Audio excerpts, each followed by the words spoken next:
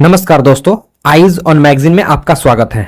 आज हम लोग इडुटेरिया करंट अफेयर्स ऑब्जेक्टिव सीरीज में प्रैक्टिस सेट 6 को कंप्लीट करेंगे। तो देखते हैं सबसे पहला क्वेश्चन, स्पेशल 301 रिपोर्ट के बारे में निम्नलिखित कथनों पर विचार करें। कौन सा रिपोर्ट है? Special 301 report.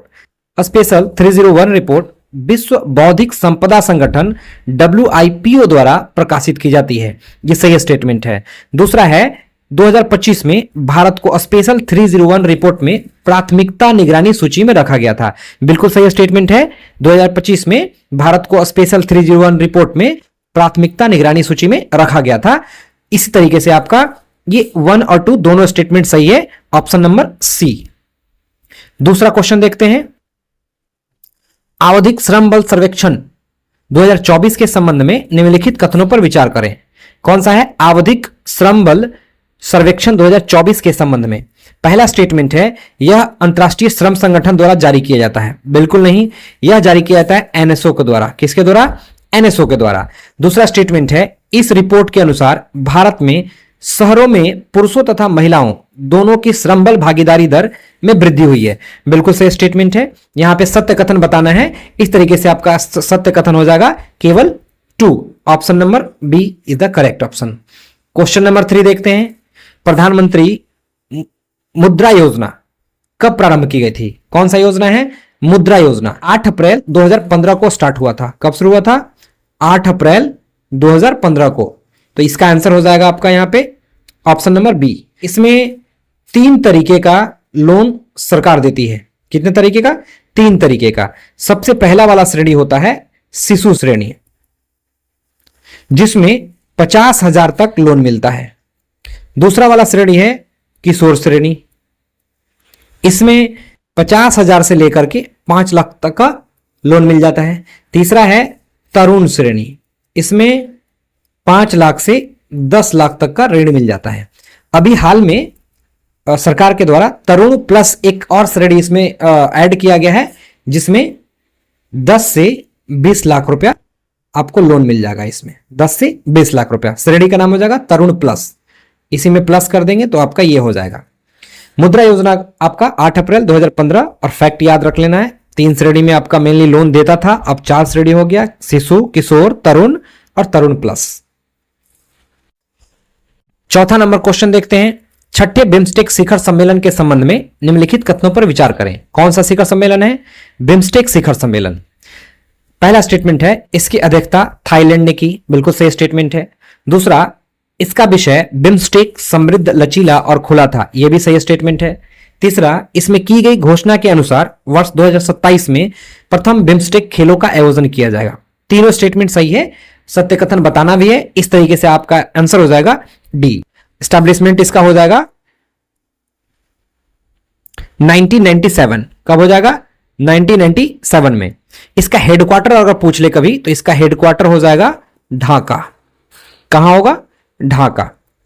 और स्टेट कंट्री कौन कौन सा आएगा इसमें? तो वे ऑफ बंगाल के बगल में, बंगाल की खाड़ी के बगल में जो जो देश है वो सारे देश आ जाएंगे। 5वां प्रश्न देखते हैं, सामाजिक सुरक्षा की स्थिति रिपोर्ट 2025 किसने जारी किया? यह बता देना है कि कौन सा है सामाजिक सुरक्षा स्थिति रिपोर्ट 2025। इसका आंसर हो जाएगा विश्व बैंक। आंसर क्या होगा? विश्व बैंक। मतलब विश्व बैंक ने सामाजिक सुरक्षा की स्थिति रिपोर्ट 2025 जारी किया।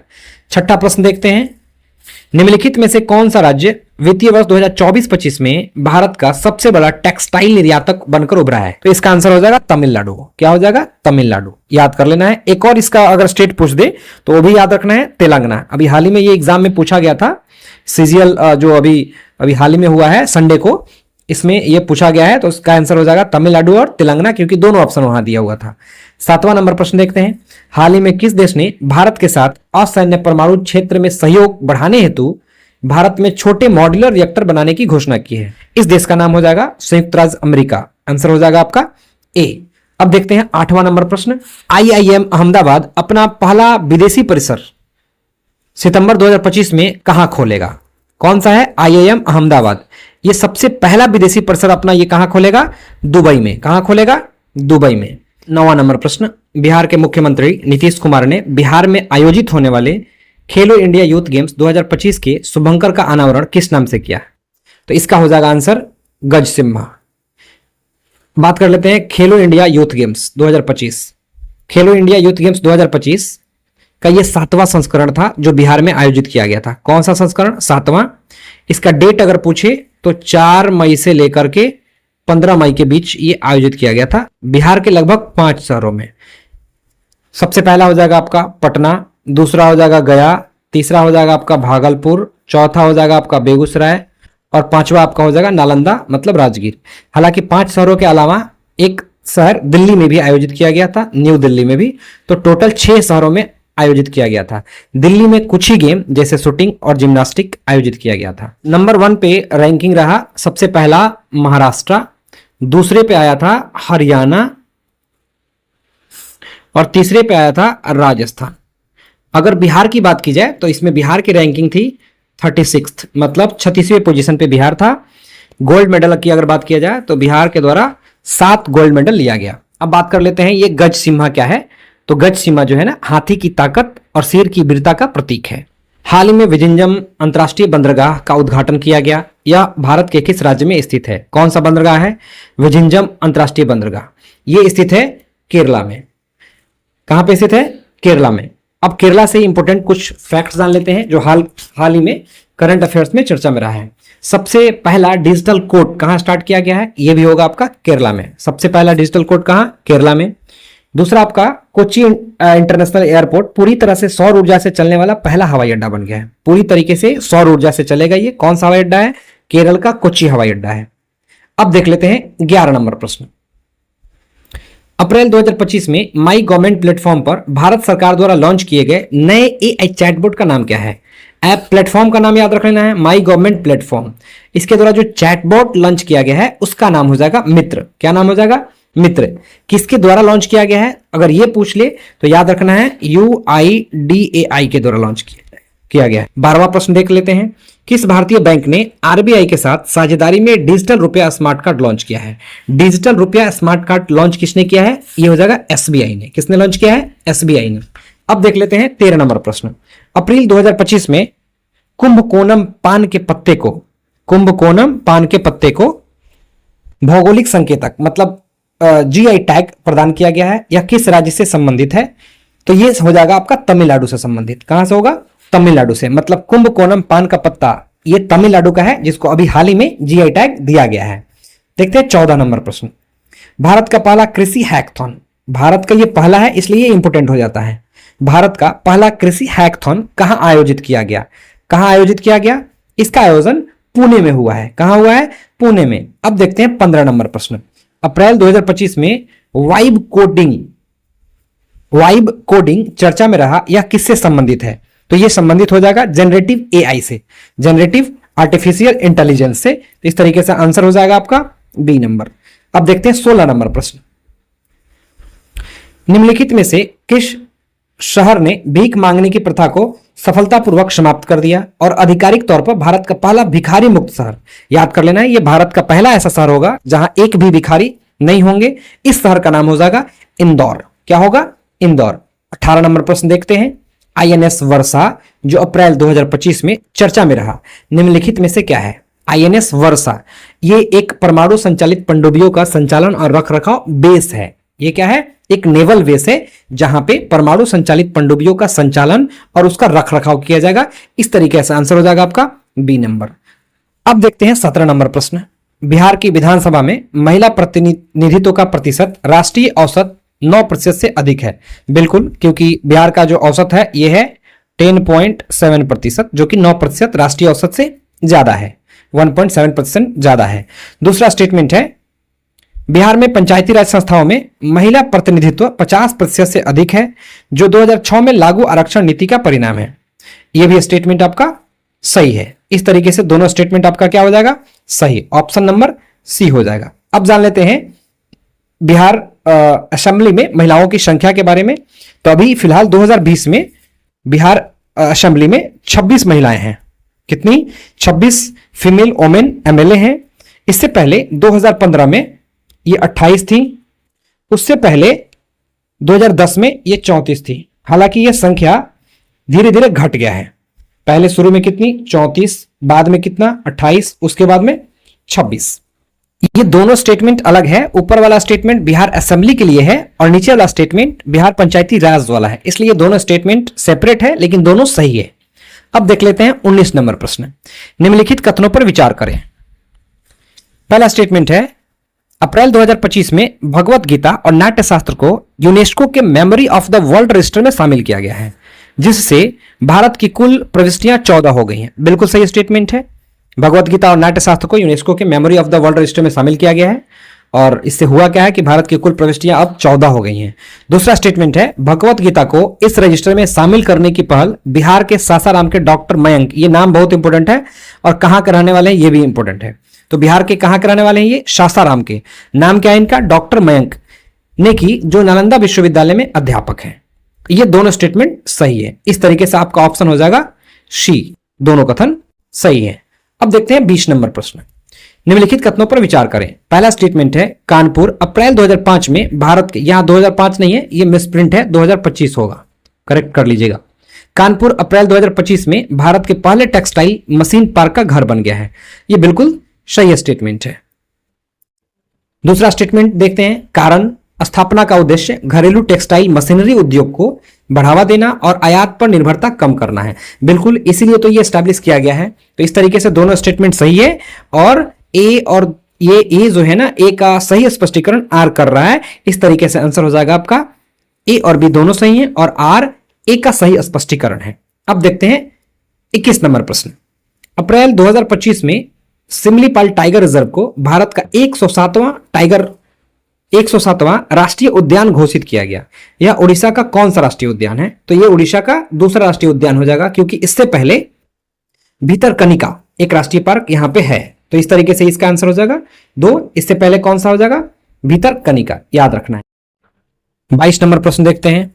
चीन द्वारा अप्रैल 2025 में परीक्षित गैर विखंडनीय हाइड्रोजन बम मैग्नीशियम हाइड्राइड का उपयोग करता है, जो पारंपरिक परमाणु हथियारों की तुलना में कोई रेडियोधर्मी प्रभाव उत्पन्न नहीं करता। बिल्कुल सही स्टेटमेंट है। दूसरा है, यह एनपीटी और सीटीबीटी जैसी अंतरराष्ट्रीय संधियों को दरकिनार कर सकता है। बिल्कुल, इसको दरकिनार करके ही चीन ने ऐसा किया है। तो इस तरीके से आपका दोनों कथन सही हो जाएगा। अब देखते हैं 23 नंबर प्रश्न। 100% इलेक्ट्रिक वाहनों को अपनाने के लक्ष्य को किस देश ने प्राप्त कर लिया है? कौन ऐसा देश है जिसमें 100% जो वाहन होंगे वो इलेक्ट्रिक होंगे? इसका आंसर हो जाएगा नॉर्वे। कौन सा होगा? नॉर्वे। 24 नंबर प्रश्न देख लेते हैं। अप्रैल 2025 में भूटान ने अपनी अर्थव्यवस्था को बढ़ावा देने और युवा मस्तिष्क पलायन को कम करने के लिए हरित क्रिप्टो करेंसी को अपनाने की घोषणा किया है। हरित क्रिप्टो करेंसी को यह अपनाएगा कौन? भूटान।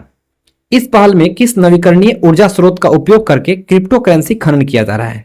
तो इसमें इस्तेमाल किया जा रहा है जल विद्युत का। किसका इस्तेमाल किया जा रहा है? जल विद्युत का। किसके द्वारा? भूटान के द्वारा। अब देखते हैं 25 नंबर प्रश्न। भारत के ऑपरेशन सिंदूर के जवाब में पाकिस्तान द्वारा हाल ही में कौन सा ऑपरेशन किया गया है? तो ऑपरेशन सिंदूर यह किया गया था आपको 7 मई को। इससे पहले पहलगाम में 22 अप्रैल को अटैक हुआ था और हम लोग ऑपरेशन सिंदूर उसके बाद 7 मई को किए। इसके अगेंस्ट में, मतलब इसको रिटेलिएट करने के लिए पाकिस्तान के द्वारा एक ऑपरेशन चलाया गया है। उसी ऑपरेशन का नाम पूछा जा रहा है। तो इस ऑपरेशन का नाम हो जाएगा ऑपरेशन बर्नियान उल मार्सोस। ऑपरेशन बर्नियान उल मार्सोस, ऑप्शन नंबर बी। अब देखते हैं 26 नंबर प्रश्न। अप्रैल 2025 में भारत किस देश को पीछे छोड़कर दुनिया का तीसरा सबसे बड़ा सौर ऊर्जा उत्पादक बन गया है?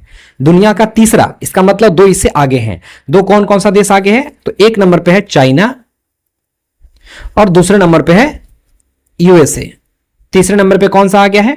इंडिया। अब किस देश को छोड़ा है? तो इसको पीछे किया है जापान को। किसको? जापान को। जापान अब चौथे नंबर पे चला गया है। तीसरे नंबर पे हो गया इंडिया। तीसरे नंबर पे इंडिया। अब देखते हैं 27 नंबर प्रश्न। मुख्यमंत्री नीरा संवर्धन योजना के तहत नीरा के फर्मेंटेशन को रोककर इसके शुद्ध और स्वास्थ्यवर्धक उपयोग को सुनिश्चित करना एक प्रमुख दायित्व है। बिल्कुल सही है। मुख्यमंत्री नीरा संवर्धन योजना में ऐसा ये विजन रखा गया है कि नीरा का जो फर्मेंटेशन होगा और इसको शुद्ध और स्वास्थ्यवर्धक बनाया जाए। दूसरा स्टेटमेंट है, मुख्यमंत्री नीरा संवर्धन योजना के तहत मद्य निषेध विभाग के अधिकारियों को बिहार के विभिन्न जिलों में नीरा उत्पादन और बिक्री की निगरानी की जिम्मेदारी दी गई है। बिल्कुल, यहाँ पे जो अधिकारी होंगे इसकी बिक्री की निगरानी करेंगे। दूसरा स्टेटमेंट भी सही है। अब देखते हैं तीसरा स्टेटमेंट। यह योजना अप्रैल से जुलाई 2025 तक ताड़ी सीजन के लिए लागू की गई है और जीविका समूहों के साथ मिलकर कार्यान्वित की जा रही है। बिल्कुल ये जीविका के साथ इसका कॉपरेशन चल रहा है, उससे मिलकर के ये उसको ये चला रहा है। तो इस तरीके से तीनों स्टेटमेंट सही होगा और आंसर हो जाएगा आपका डी, 1, 2 और 3, तीनों सभी सही होगा। देखते हैं 28 नंबर प्रश्न। पहला स्टेटमेंट है, भारत ने 2025 पृथ्वी दिवस को ग्रहब्राम प्लास्टिक थीम के साथ मनाया है। बिल्कुल सही है। अब पृथ्वी दिवस कब मनाया जाता है? 22 अप्रैल को। कब मनाया जाता है? 22 अप्रैल को। याद रखना है। तो ये पहला स्टेटमेंट सही है। इसका थीम क्या था? ग्रह बनाम प्लास्टिक। कारण जान लेते हैं। भारत ने एकल उपयोग प्लास्टिक पर प्रतिबंध लगाने के लिए अपनी राष्ट्रीय नीति शुरू की है। एकल उपयोग पे तो बिल्कुल अभी संभव नहीं है, इस तरीके से स्टेटमेंट गलत है। अब चारों ऑप्शन में देख लेते हैं कि कौन सा सही होगा। इसमें है ए सही और आर गलत, मतलब तीसरा नंबर आपका ऑप्शन सही होगा। 29 नंबर प्रश्न देखते हैं। भारत उज्बेकिस्तान संयुक्त सैन्य अभ्यास दशलिक 6 जो 16 से 28 अप्रैल 2025 तक आयोजित हुआ का आयोजन स्थान, ये बताना है कि कहां पे दशलिक 6 एक्सरसाइज संपन्न किया गया। तो ये किया गया पुणे महाराष्ट्र में। कहां संपन्न हुआ? पुणे महाराष्ट्र में। अब देखते हैं 30 नंबर प्रश्न। भारत सरकार ने किसके सहयोग से डिजिटल थ्रेट रिपोर्ट 2024 लॉन्च किया है। डिजिटल थ्रेट रिपोर्ट जारी करने में ये सबका योगदान रहा है, मेती का, सीसा का और CSIRT फिन का, मतलब ABC तीनों का हो जाएगा। इस तरीके से आंसर हो जाएगा डी। 31 नंबर प्रश्न देखते हैं। अप्रैल 2025 में non alcoholic fatty liver disease screening अभियान कहां शुरू किया गया है? बताना है कि फैटी लीवर डिजीज स्क्रीनिंग ये शुरू किया गया है रांची में। कहां शुरू किया गया है? रांची में। याद रखना है। 32 नंबर प्रश्न देखते हैं। गृह मंत्री अमित शाह ने अंतर्राष्ट्रीय सहकारिता दिवस पर बिहार के विकास के लिए कितने करोड़ रुपए की योजनाओं का उद्घाटन किया है? 800 करोड़ का। किसके द्वारा किया गया है? तो अंतर्राष्ट्रीय सहकारिता मंत्री कौन है अभी? अमित शाह। तो उन्हीं के द्वारा ये लॉन्च किया गया है। 800 करोड़ का योजना है। बात आता है कि ये अंतर्राष्ट्रीय सहकारिता दिवस कब मनाया जाता है। अंतर्राष्ट्रीय सहकारिता दिवस कब मनाया जाता है? तो याद रखना है, जुलाई का फर्स्ट शनिवार होता है। फर्स्ट सैटरडे ऑफ जुलाई को अंतर्राष्ट्रीय सहकारिता दिवस मनाया जाता है। अब देखते हैं 33 नंबर प्रश्न। किस शैक्षणिक बोर्ड ने हाल ही में अपने संबंध स्कूलों को अत्यधिक चीनी के सेवन से जुड़े स्वास्थ्य जोखिमों के बारे में छात्रों को शिक्षित करने के लिए शुगर बोर्ड ये किया है? ICSE ने। किसने किया है? ICSE ने स्थापित किया है। अपने छात्रों को बताएगा शुगर का नुकसान, इसके लिए एक बोर्ड हो जाएगा शुगर बोर्ड। और किसने ये निर्देश दिया है? तो ICSE ने। अब देखते हैं 34 नंबर प्रश्न। किस राज्य में तीसरा लैवेंडर महोत्सव, कौन सा लैवेंडर महोत्सव 2025 का आयोजन कहां किया गया है? यह मनाया गया है जम्मू और कश्मीर में। कौन सा त्यौहार हो जाएगा? लैवेंडर महोत्सव कहां मनाया गया है? जम्मू कश्मीर में। 35 नंबर प्रश्न देखते हैं। DRDO ने अप्रैल 2025 में रुद्रम 2 मिसाइल, कौन सा मिसाइल? रुद्रम 2 मिसाइल का सफलतापूर्वक परीक्षण किया है। यह बिल्कुल सही स्टेटमेंट है। अब इसका कारण पढ़ रहे हैं। यह भारतीय नौसेना के लिए विकसित भारत की एंटी टैंक गाइडेड मिसाइल है। नहीं, यह anti radiation hypersonic air to surface missile है। कौन सा मिसाइल है? Anti radiation hypersonic air to surface missile है। इसको किसने विकसित किया है? DRDO ने विकसित किया है। इसकी मारक क्षमता की अगर बात की जाए तो इसकी मारक क्षमता हो जाएगा 300 किलोमीटर। अब देखते हैं 36 नंबर प्रश्न। निम्नलिखित में से किस कंपनी ने सिल्वा गार्ड ड्रोन और AI आधारित तकनीक पेश की है जिसे जंगल की आग का जल्दी पता लगाने, स्थान निर्धारण और निगरानी बढ़ाने के लिए डिजाइन किया गया है? तो इसका आंसर हो जाएगा ड्राइड नेटवर्क। क्या होगा? Dried network. 37 नंबर प्रश्न देखते हैं। रेत कला में उत्कृष्ट योगदान हेतु सुदर्शन पटनायक को किस देश ने फ्रेड डारिंगटन सैंड मास्टर पुरस्कार का नाम याद रखना है। फ्रेड डारिंगटन सैंड मास्टर पुरस्कार किनको मिला है? सुदर्शन पटनायक को मिला है। तो ये पुरस्कार किस देश ने इनको दिया है? उस देश का नाम हो जाएगा इंग्लैंड। किसने दिया है? इंग्लैंड ने। 38 नंबर प्रश्न देखते हैं। ग्लोबल टेक्नोलॉजी समिट 2025 जो दिल्ली में आयोजित किया गया था, इसका उद्घाटन किसके द्वारा किया गया? तो इसका उद्घाटन S जयशंकर के द्वारा किया गया था। किसके द्वारा किया गया था? S जयशंकर के द्वारा। 39वां नंबर प्रश्न देखते हैं। छठे बिम्स्टेक शिखर सम्मेलन में अगले 2 वर्ष हेतु बिम्स्टेक की अध्यक्षता किस देश ने संभाली? कौन सा छठा बिम्स्टेक शिखर सम्मेलन में अगले 2 वर्ष के लिए? तो इसका आंसर हो जाएगा बांग्लादेश। कौन सा होगा आंसर? बांग्लादेश। इसका हेडक्वार्टर कहां होगा बिम्स्टेक का? बताए थे इसके अभी कुछ देर पहले, ढाका। अब 40 नंबर प्रश्न देख लेते हैं। प्रोजेक्ट कुइपर के बारे में निम्नलिखित कथनों पर विचार करें। कौन सा प्रोजेक्ट है? Project Kuiper. 2 स्टेटमेंट दिया गया है। पहला स्टेटमेंट है प्रोजेक्ट कुइपर अमेजन की सैटेलाइट ब्रॉडबैंड पहल है जिसका लक्ष्य वैश्विक स्तर पर इंटरनेट सेवाएं प्रदान करना है। बिल्कुल, इसका लक्ष्य है वर्ल्ड लेवल पे ये इंटरनेट कनेक्टिविटी को बढ़ाएगा और सर्विस देगा। दूसरा स्टेटमेंट है परियोजना की योजना लो अर्थ ऑर्बिट में लगभग 3232 उपग्रहों को तैनात करने की है। इस परियोजना के तहत लगभग कितने सैटेलाइट को तैनात किया जाएगा? 3232। ये दोनों स्टेटमेंट सही स्टेटमेंट है। इस तरीके से आंसर हो जाएगा सी। अब देखते हैं 41 नंबर प्रश्न। निम्नलिखित में से कौन सा राज्य हॉकी इंडिया के सहयोग से पुरुष हॉकी हीरो एशिया कप 2025 की मेजबानी करेगा? पुरुष हॉकी हीरो एशिया कप याद रखना है, यह मेजबानी करेगा बिहार, इसलिए ये इंपोर्टेंट हो जाता है। कौन सा है? हॉकी इंडिया के सहयोग से करेगा। किसके सहयोग से? हॉकी इंडिया के सहयोग से। इसका नाम हो जाएगा पुरुष hockey hero Asia cup 2025, Bihar मेजबानी करेगा। अब देखते हैं 42 नंबर प्रश्न। हाल ही में संयुक्त राज्य अमेरिका के किस शहर ने 14 अप्रैल 2025 को डॉक्टर भीमराव अंबेडकर दिवस के रूप में घोषित किया गया है? 14 अप्रैल को डॉक्टर भीमराव अंबेडकर का जन्मदिन है और इसके उपलक्ष्य में ये अपने देश में भीमराव अंबेडकर दिवस घोषित कर दिया है। उस देश का नाम हो जाएगा न्यूयॉर्क। क्या नाम होगा? न्यूयॉर्क। 43 नंबर प्रश्न देखते हैं। अब तक का सबसे बड़ा दुर्लभ मृदा धातु भंडार कहां खोजा गया है? अब तक का सबसे दुर्लभ मृदा धातु भंडार खोजा गया है कजाकिस्तान में। कहां किया गया है? कजाकिस्तान में। 44 नंबर प्रश्न देखते हैं। किस खिलाड़ी ने पेरिस डायमंड लीग 2025 का खिताब किसने जीता? तो ये जीते थे नीरज चोपड़ा। कौन सा? Paris diamond league 2025 Neeraj Chopra के द्वारा जीता गया।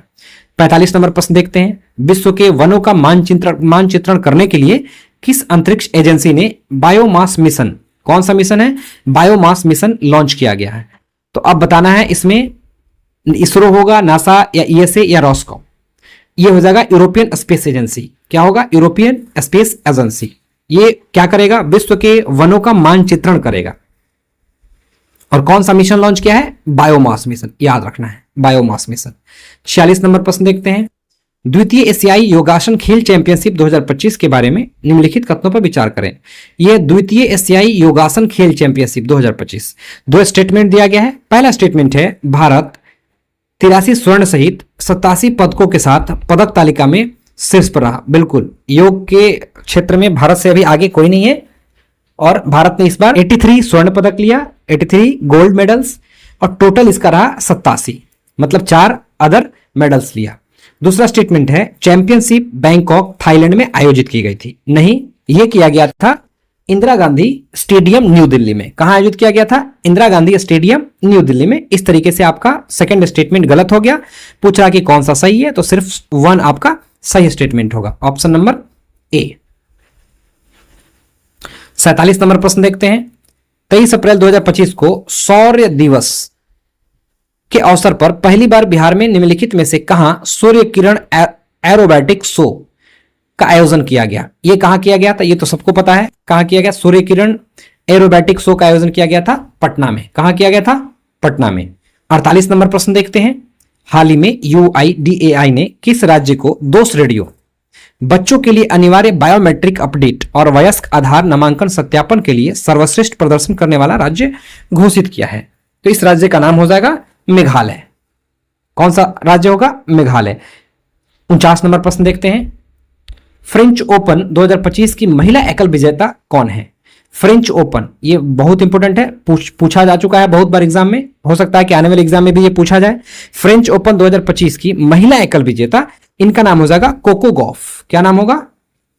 Cocoa Gauff. अगर पूछ ले कि पुरुष एकल विजेता, इसका आंसर हो जाएगा कार्लोस अल्काराज। क्या होगा? Carlos Alcaraz. अब देखते हैं इसका आखिरी क्वेश्चन 50 नंबर। खेलो इंडिया यूथ गेम्स 2025 का उद्घाटन किसके द्वारा और कहां किया गया? तो ये हो जाएगा प्रधानमंत्री नरेंद्र मोदी के द्वारा पटना में किया गया। Thank you.